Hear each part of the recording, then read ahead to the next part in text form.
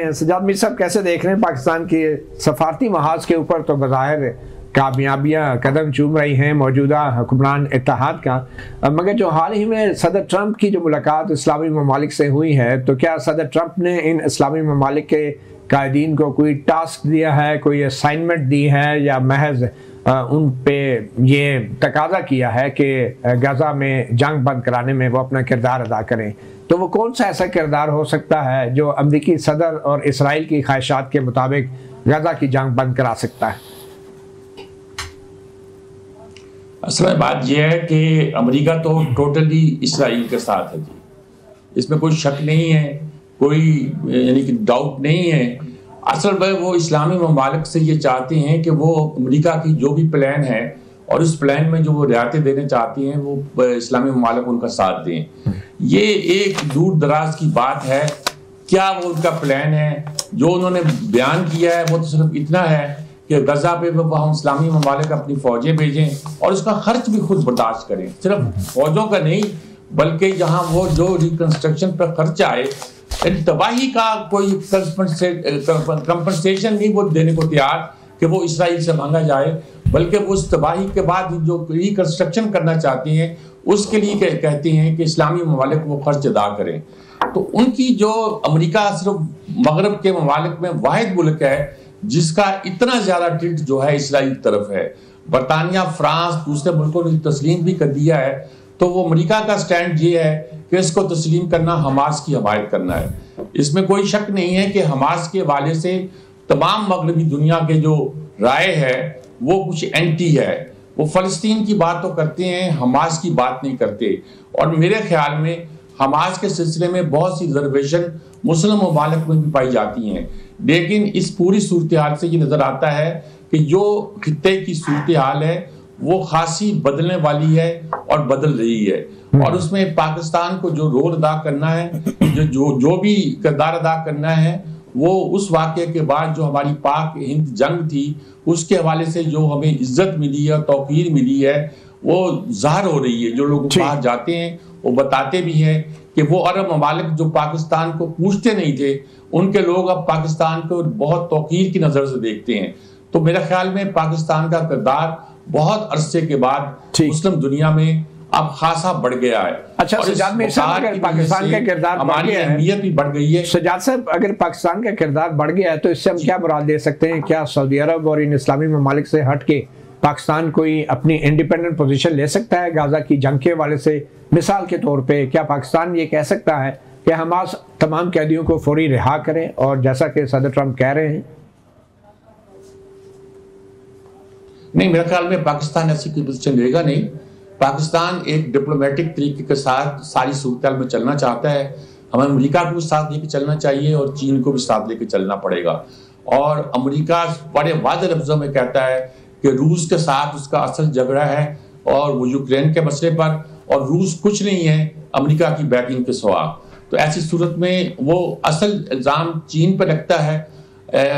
वो जो मदद कर रहा था, साथ दे रहा था इंडिया का, वो भी इसी वजह से था। और सारी लड़ाई भी अब इंडिया के साथ रूस से ताल्लुकात या चीन की तरह के ताल्लुकात की नौयत की वजह से हैं, और इसमें पाकिस्तान का किरदार जो है वो देख रहे हैं। और गालिबन अगर हमने तरीके से अपने कार्ड खेले तो हम इस सूरत में फ़ायदा भी उठा सकते हैं और आगे भी बढ़ सकते हैं। लेकिन देखना यह है कि सफारतकारी के मरहले पर हम क्या करते हैं और क्या कुछ हम कर सकते हैं। ये समझना कि हम खुलकर इसराइल की मुखालिफत उस तरह करेंगे जिस तरह पाकिस्तान में बहुत से लोग समझते हैं, तो मुझे दिखाई नहीं देता। हम फ़लस्तीन की हमायत करते रहेंगे, इसराइल के रवैये को कंडेम करते रहेंगे। लेकिन अगर कोई समझता है कि हम अपने न्यूक्लियर पावर के मिसाइल्स का रुख उधर करके उनको धमकियां देंगे, तो ये शायद मेरा ख्याल कुछ ज़्यादा ये मुमकिन नहीं है। साद रसूल साहब, अब अगर अमेरिकी सदर ट्रंप का मुतालबा तो मुसलमानों के लिए या मुसलमान ममालिक के लिए बड़ा मज़े का खेज़ है कि एक तो गज़ा को तबाह कर दिया,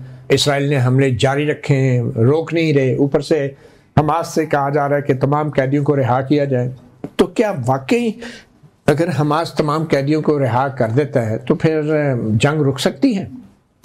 देखिए, मेरा नहीं ख्याल कि ये जंग जो कि अब कम से कम पिछले 70 साल से वर्ल्ड वॉर 2 के बाद से ऑन एंड ऑफ, पहले 67 के अंदर हुई, जब फ़लस्तीन के साथ मिलकर अरब ममालिक इसराइल से लड़े, उस वक्त इस तरह का कोई कैदियों का मसला नहीं था। जब पहली इंतफादा हुई तो इस तरह का कैदियों का मसला नहीं था, दूसरी हुई तो इस तरह का मसला नहीं था। कैदियों का मसला तो एक अभी के लिए पर्टिकुलर बार्गेनिंग चिप है, लेकिन क्या उसकी वजह से एक लास्टिंग पीस आ जाएगा मिडल ईस्ट में? तो ये बात दुरुस्त नहीं है। अगर सारे कैदी भी वापस हो जाएं, इस लीडरशिप के बाद भी ये मसला चलता रहेगा। इस मसले के रूट्स कुछ और हैं जिनको बुनियादी तौर पे फिक्स करना पड़ेगा, जिसमें सबसे बड़ी बात यह है कि क्या फ़लस्तीनियों को इस खित्ते के अंदर एक ऐसी स्टेट मिलेगी जिसमें वो अपनी मर्जी से रह सकें, जो अपने इर्द गिर्द दीगर ममालिक के साथ, जिसमें शायद इसराइल भी शामिल हो, डिपेंडिंग ऑन के लोगों का क्या फैसला है, उनके साथ भी पीसफुली रह सके। ये बुनियादी मसला सॉल्व करना पड़ेगा। तो हम कह सकते हैं कि पाकिस्तान अमेरिका की मिडिल ईस्ट पॉलिसी से इत्तेफाक नहीं करता, बल्कि उसकी मुखालफत कर रहा है। बिल्कुल, इसके अंदर कोई दो राय नहीं, और हमें यह बावाज़े बुलंद कहना चाहिए, अमेरिका की जो मिडिल ईस्ट की पॉलिसी है वो इसराइल सेंट्रिक है। वो अभी से नहीं है, काफी अरसे से है। इस हद तक के उस मुल्क में जहां पे अमेरिका का सेंटकॉम सिचुएटेड है, वहां पे भी जब इसराइल ने अटैक किया तो अमेरिकनों ने उसको या प्लॉजिबल डिनाइबिलिटी कहा, या कहा कि हम उसको नहीं रोक सकते थे, क्योंकि अमेरिका की सेंटकॉम की बेस कतर में होने के बावजूद, हेडक्वार्टर कतर में होने के बावजूद, इसराइल सेंट्रिक पॉलिसी है। पाकिस्तान की पॉलिसी पहले दिन से, जिसको हम बार बार कायदे आज़म मोहम्मद अली जिन्ना रहमतुल्लाह अलैह के नाम से बुलाते हैं और फिर आगे चलते हैं, कायदे आज़म की पॉलिसी है कि हम इसराइल को रिकॉग्नाइज नहीं करते जब तक पैलेस्टीनियन स्टेटहुड का मसला सॉल्व नहीं होता। तो क्या ये पाकिस्तान की सफारती कामयाबी है कि इन तमाम इख्तलाफात के बावजूद भी वो अमेरिका के इतने करीब है, और फिर सऊदी अरब से दिफाई मुआहदा भी कर लिया, और अमेरिका की तरफ से अभी तक कोई रद्द अमल नहीं आया इस पे? मैं इसमें दो आपकी इजाजत से गुजारिश करूं। हिस्टोरिकली पाकिस्तान का Israel centric middle east policy के अंदर कोई एक्टिव रोल नहीं रहा, जिस वजह से हमारे अमेरिका के साथ जो ताल्लुकात हैं वो और बेसिस के ऊपर डेवलप हुए। अभी ये जो सऊदी अरब का मुआहदा है उसकी वजह से एक रोल डेवलप हुआ। माजी में जो पाकिस्तान की डिप्लोमेसी थी वो इंडिया, अफगानिस्तान, चीन रिलेटेड थी, इसराइल रिलेटेड नहीं थी। अब यहां से जबकि हमने खुद ये वाला एक रोल एक म्यूचुअल पीस डील के साथ अज्यूम किया है, तो हमें 3-4 मुहर्रिकात को पब्लिक डिबेट के थ्रू रिजॉल्व करना पड़ेगा। एक ये कि अगर वाकई किसी वजह से इसराइल हमला कर दे सऊदी अरब के ऊपर, तो हमारी वापसी की क्या स्ट्रैटेजी होगी, क्या हम हमला कर देंगे?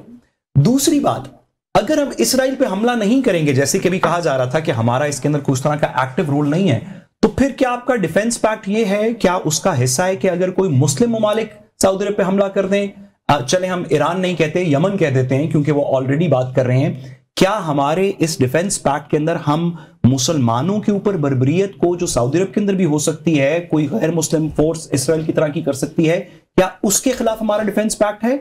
या अगर मुसलमान ममालिक भी किसी वजह से सऊदी अरब से किसी छोटे मोटे तनाजे पर लड़ पड़े तो हम उन पर बमबारी करेंगे? इन चीजों को अगर ओपन डिबेट से, पब्लिक डिबेट से, खासतौर पे पार्लियामेंट के अंदर कुछ बात करने से रिजॉल्व करें तो देर पा होगा, वरना आप और मैं अगले बहुत सारे साल यही गेस करते हैं। वैसे तो ये कहा जा रहा है कि ये एक दिफाई मुआहदा है, किसी मुल्क के खिलाफ नहीं है, यानी किसी मुल्क पे हमला नहीं करेंगे। अगर खुदा न खासा सऊदी अरब पे, खाना काबा पे हमला होता भी है तो हमने सऊदी अरब को और खाना काबा को बचाना है, ना कि हमला करने वाले पे हमला करना है। कैसी ऐसी तशरीह भी हो सकती है? सऊदी अरब पे और खाना काबा पे हमला एक नहीं है। सऊदी अरब पे, जद्दा पे, रियाद पे और जगहों पे माजी के अंदर भी यमन से बमबारी होती रही है। यमनी भी कहते हैं कि हम मक्का मदीना को मोहतरम समझते हैं, वहां नहीं करेंगे। क्या ऐसी बमबारी की हम रिस्पॉन्स करेंगे? और आखिरी जुमला इसके अंदर, एक आपको याद होगा 56 मुल्कों की फौज भी बनी थी, जी जी, उसका भी कुछ उसका आज भी है, उसका भी कुछ इसी तरह का रोल था। पहले कहा गया कि वो मुसलमानों का दिफा करेगी, फिर उसने ईरान का नहीं किया, उसने कश्मीर का नहीं किया, फिर कहा गया कि शायद ये सऊदी अरब का दिफा करेगी। तो हमारा और उसका रोल क्या होगा, हम आपस में कैसे कोऑर्डिनेट करेंगे? क्या राइल शेख साहब हमारे चैनल कमांड में वापस आ जाएंगे? इस तो थोड़ी इसमें क्लैरिटी हो तो ज्यादा अच्छा जी एजाज साहब, ये बातें जो हो रही हैं खास तौर पे अब मिडिल ईस्ट के हवाले से, आपको क्या लगता है अमेरिका पाकिस्तान से क्या उम्मीद लगा के बैठा है कि पाकिस्तान एक लीडिंग मुल्क है और पाकिस्तान के फील्ड मार्शल के साथ अमेरिकी सदर ने लंच भी किया जो बड़ा अनप्रेसिडेंटेड है, तो ये, और फिर सऊदी अरब के साथ डिफेंस पैक्ट होना, क्या अमेरिका इस डिफेंस पैक्ट से खुश होगा, या अमेरिका समझता है कि पाकिस्तान जो है एक मस्बत किरदार अदा कर सकता है सऊदी अरब के साथ इस दफाई मुआहदे के जरिए? देखिए, पहली बात तो ये कि अमेरिका को, हम अगर ये समझे कि अमेरिका को इस डिफेंस पैक्ट का पहले से इल्म नहीं था, तो मेरे ख्याल में हमारी खाम ख्याली है। जो सऊदी अरब के वज़ीर लेकिन दिफा हम हैं, पार्लियामेंट के हवाले से तो कह सकते हैं अपनी कि इनको इल्म नहीं था, या पार्लियामेंट को तो ज़्यादा इल्म नहीं, गवर्नमेंट ने ये किया है, पार्लियामेंट में कैबिनेट को तो भी नहीं होगा ऑफ कोर्स, लेकिन अमेरिका को इल्म होगा। लेकिन मैं आपको बता रहा हूँ कि 29 तारीख को पार्लियामेंट की मीटिंग बुलाई है और गालबन उसमें वज़ीर दिफा जाके पार्लियामेंट से भी पहली दफा करेंगे, बताएंगे। जो असल बात यह है कि जब ये मुआहदा हुआ है उससे एग्जैक्टली 24 घंटे पहले सऊदी अरब के जो वज़ीर दिफा हैं, जो कि MBS के भाई भी हैं, उनकी सेंटकॉम के चीफ से मुलाकात हुई है। और उसके बाद आपको पता है कि अमेरिकी सेक्रेटरी ऑफ स्टेट रूबियो से भी मुलाकात हुई है सऊदी हुकाम की। और अभी इस वक्त अक़वाम मुत्तहिदा की जनरल असम्बली का इजलास हो रहा है न्यूयॉर्क में, और वहाँ पे भी मुख्तलिफ जो सऊदी हुकाम है वो अमरीकी हुकाम से मुलाकातें कर रहे हैं। तो एक बात तो यानी कि मुझे इस बात पे कोई गलतफहमी नहीं है कि अमेरिका को पहले से इल्म नहीं था, अमेरिका को बिल्कुल इल्म था। दूसरी, मुझे इस बात पे भी कोई गलतफहमी नहीं है कि ये सिर्फ मक्का के वाले से लिमिटेड नहीं है, ये सऊदी अरब का पाकिस्तान के साथ, रियासत पाकिस्तान का रियासत सऊदी अरब के साथ एक मुआहदा हुआ है। उस मुआहदे की जो डिटेल्स हैं अभी तक सामने नहीं आई। अभी तक 3 पॉइंट सामने आए। नंबर 1 कि आप पर हमला हम पर हमला तस्वर होगा और हम पर हमला आप पर तस्वर होगा।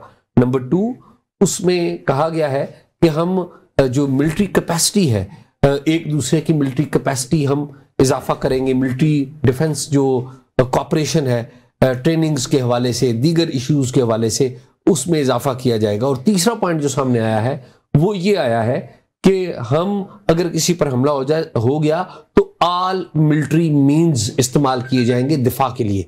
यानी कि ऑल मिलिट्री मीन्स, अब सवाल ये पैदा होता है कि जब आप ऑल मिलिट्री मीन्स कहते हैं तो क्या इसमें जो आपकी न्यूक्लियर सलाहियत है वो भी शामिल है या नहीं है। तो इसके ऊपर मुख्तलिफ माहिरीन 2 राय देते हैं। कहते हैं जी न्यूक्लियर वेपन्स जो है वो मिलिट्री मीन्स नहीं है, वो एक स्ट्रेटजिक मीन्स है। तो अलबत्ता ये 3 पॉइंट्स आए हैं और ये रियासत पाकिस्तान का रियासत सऊदी अरब के साथ एक मुआहदा। आपको लगता है कि अमेरिका ने पाकिस्तान और सऊदी अरब के दिफाई मुआहदे पे जो अभी बाज़ाब्ता कमेंट नहीं किया और मुसलमान ममालिक को इकट्ठा करके जो मुलाकात की है और फिर ये दिफाई मुआहदे में जो मिलिट्री मीन्स की आप जिक्र कर रहे हैं, क्या इससे अमेरिका की जो इसराइल के साथ एक बारगेनिंग इक्वेशन है वो बेहतर होगी और अमेरिका इसराइल को ये बावर कराने में कामयाब हो सकता है कि पाकिस्तान जो कि एटमी ताकत है वो सऊदी अरब के साथ दिफाई मुआहदा कर रहा है तो हालात इतने ख़राब ना करें कि पाकिस्तान जैसा मुल्क जिसने अभी तक अपनी फर्स्ट स्ट्राइक की ऑप्शन भी फोरगो नहीं की, तो उसके साथ पंगा ना लिया जाए तो अच्छा है। और क्या अमेरिका की बार्गेनिंग पोजीशन विज़ावी इजराइल बेहतर हो सकती है? देखिए, अमेरिका जो है वो खुद इस वक्त बड़ी डिफिकल्ट सिचुएशन में है। इजराइल का साथ दे रहा है, अमेरिकी सिस्टम के अंदर इजराइल का मजबूरन साथ दे रहा है या बहुत से जरूरत भी है उनको, अच्छा। अपनी डोमेस्टिक जरूरत भी है। लेकिन अमेरिका को इस बात का भी पता है कि वो बड़े तेजी से अपनी जो सपोर्ट है वो लूज कर रहा है। आप देखिए ना, और इसराइल पे कंट्रोल भी लूज कर रहा है, आप भी वो लूज कर रहा है और वो पहले भी उसका इतना ज्यादा कंट्रोल नहीं है। आप ये देखिए कि G7 के जो बड़े ममालिक हैं उन्होंने अभी 21 तारीख को और 22 तारीख को किस तरीके से फ़लस्तीन की हमायत का ऐलान किया और फ़लस्तीन को एक अलग रियासत के तौर पे तस्लीम किया है।